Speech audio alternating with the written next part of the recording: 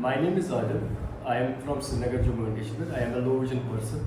So when for a person with vision impairment, whether it is severe low vision or a totally blind, the signature is a big issue. So what is happening? We are unable to do signature, and we are unable to do where I have to do the signature. So for that purpose, we have the solution named Signature Guide, which is helping us, whether it is a severe low vision or a person with totally blind, will keep, for example, I have to do the signature here. So what I will keep, I will keep, or the person who is asking us signature, he will keep the signature guide on the signature portion where we have to do the sign.